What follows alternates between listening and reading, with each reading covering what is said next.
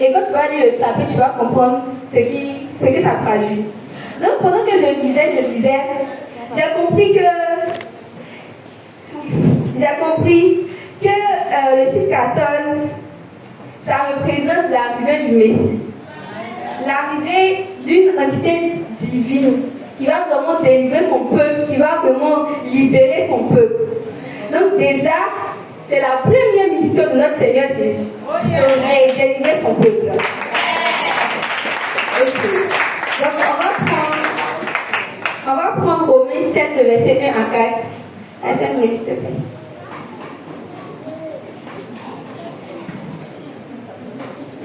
Ignorez vos frères, quand je parle à des gens qui connaissent la loi, que la loi exerce son pouvoir sur l'homme ou sur le monde. Et une femme mariée est liée par la loi à son mari, tant qu'il est vivant. Mais si le mari meurt, elle est dégagée de la loi qu'il a liée à son mari. Si donc, du vivant de son mari, elle devient la femme de notre homme, elle sera appelée adultère. Mais si le mari meurt, elle est affranchie de la loi, de sorte qu'elle n'est point adultère en devenant la femme de l'autre. De même, mes frères, vous aussi, vous avez été, par le corps du Christ, mis à mort en ce qui concerne la loi, pour que vous apparteniez à une autre, à celui qui est ressuscité des morts, afin que nous portions les fruits de Dieu. Amen. Donc déjà, ce verset-là nous dit déjà que avant, nous étions sur une loi. Il y avait une loi. Une loi, c'est quoi? La loi, c'était l'ensemble des instructions que le peuple ne devait pas. Il ne devait pas enfreindre.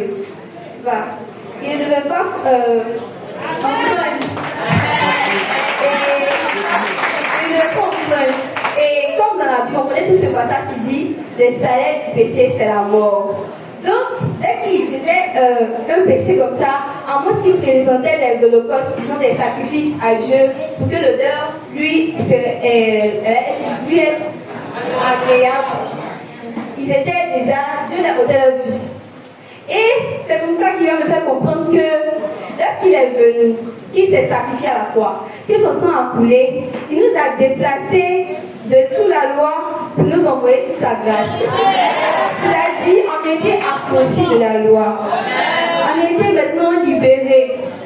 Parce que cette même loi, la vie, c'était une loi vraiment divine. Mais cette même loi aussi qui poussait le péché entrait par cette loi-là pour arriver au peuple. Donc, il nous a déplacés de cette grâce-là et de cette loi-là et nous a mis sur sa grâce.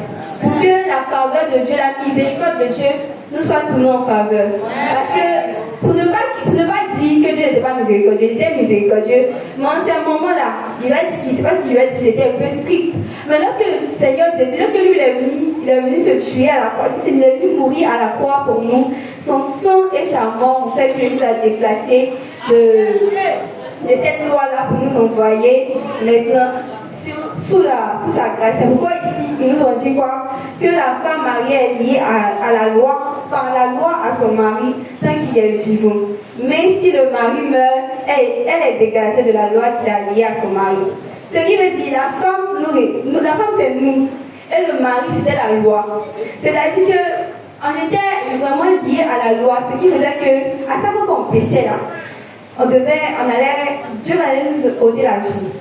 Vous voyez, maintenant, si le mari meurt, elle est dégagée de la loi qu'il a liée à son mari. Comment faire pour que la loi allait mourir? Quand il a lu ce passage, je me suis dit, comment faire pour que la loi allait mourir? Il a suffi seulement d'un seul déclic, d'une seule chose, pour que la loi meure et que nous soyons sous la grâce. Et ce déclic-là, c'était le sang de Jésus. C'était la mort de Jésus à la croix. Sa mort a fait qu'on a été libérés, affranchis de la loi. Déjà, ça, c'est quelque chose pour nous sauver. Et on retient aussi que lorsqu'il a fait couler son sang, ce n'était pas pour rien en fait, nous tous on sait. C'était pour essuyer nos péchés, pour effacer nos péchés. Parce que réellement, on dit le salaire du péché, c'est la mort. Le salaire du péché, c'est la mort. Alors qu'on sait que nous ici, c'est un péché. Donc la théorie dit que ce qui même nous était donné là maintenant, c'était la mort. Mais il est venu, il a fait couler son sang puissant sur la croix. Et c'est ce même sang-là qui nous a purifiés aujourd'hui. Et il nous a mis pour son salut. Parce que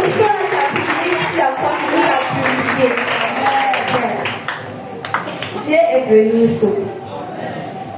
Jésus est né. On sait qu'il est le cadeau parfait de Dieu pour nous. Il est ce genre de cadeau qui contient toutes sortes de cadeaux, si on veut le dire.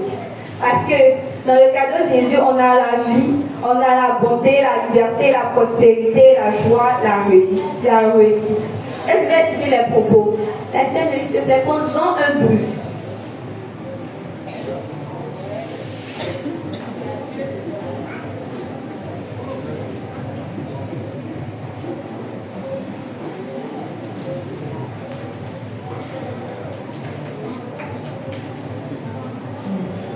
Mais à tous ceux qui l'ont reçu, à ceux qui croient en son nom, elle a donné le pouvoir de devenir enfants de Dieu, lesquels sont nés. Ok.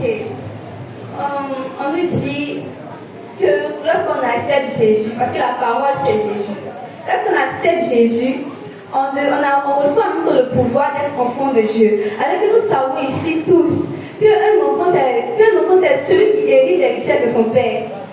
Parce qu'il est soumis à son père. Donc tout ce qui coule sur la tête de son père coule aussi sur sa tête. Par exemple, dans la situation monarchique dans les villages, on peut voir que lorsque le roi décède comme ça, c'est le fils qui prend sa place. C'est-à-dire, il prend toutes les richesses, il dirige aussi le village, il prend tout ça.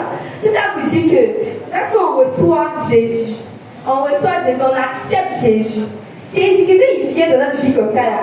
Tout ce qui est en haut, tout ce qui est pour lui nous appartient aussi. Donc on dit notre Dieu, il possède l'or, l'argent.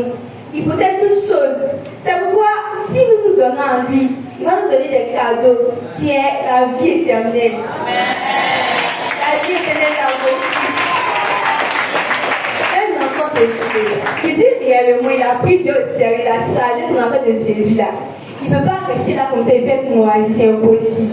On dit, un fils là, il hérite des richesses de son père. Et c'est notre père, c'est lui qui détient l'or et l'argent. On ne peut pas rester pauvre comme ça, c'est impossible. C'est notre père qui est là.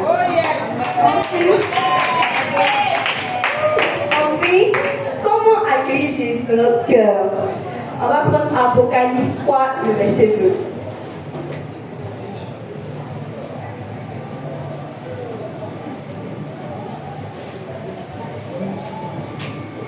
Voici, je me tiens à la porte et je frappe. Si quelqu'un entend ma voix et ouvre la porte, j'entrerai chez lui et je souperai avec lui et lui avec moi. Lorsqu'on parle de frapper, je vais expliquer les actions qui sont expliquées ici. On parle de je frappe. Si quelqu'un entend ma voix, ouvre la porte, j'entrerai et je souperai avec lui. C'est les actions que je vais expliquer. Mais quand on parle de frapper à la porte, c'est pas frapper à la porte de la maison, c'est pas les qu'on parle. Quand on dit frapper à la porte, c'est frapper à la porte de notre cœur. Parce que notre cœur, c'est la maison, c'est notre intimité avec le Saint-Esprit. Parce que tu fais toutes choses, mais si tu ne fais pas avec le cœur, si dans ton cœur même c'est pas inscrit là, c'est que bon, tu fais ça pour rien en fait.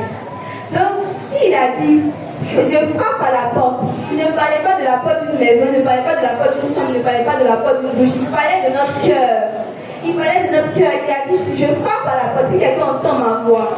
Mais ça ne veut pas autant dire, c'est vrai que le Saint-Esprit parle, ça ne veut pas autant dire que dès là tu donnes ta vie à Jésus, en même temps tu vois comme ça, entends des trucs. Non, c'est pas ça.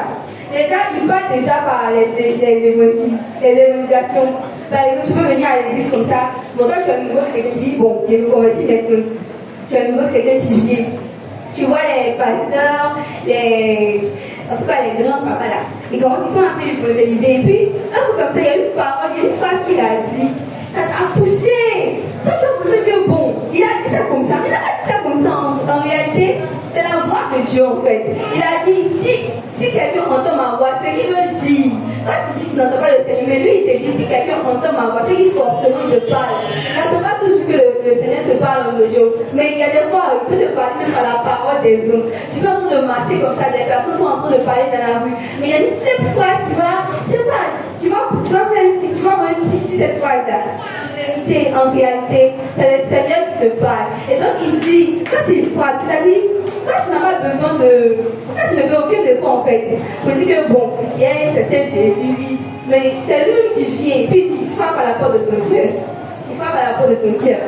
Donc si tu entends sa voix, n'anticipe pas ton cœur, n'anticipe pas que tu entends sa parole. Si tu reçois sa parole, parce que bien vrai, le Saint-Esprit là, il y a des fois c'est l'esprit qui veut te parler, il va te parler mal, qui veut te parler là, ça te fait mal. Mais n'anticipe pas ton cœur et reçois sa parole. Voici, c'était le message.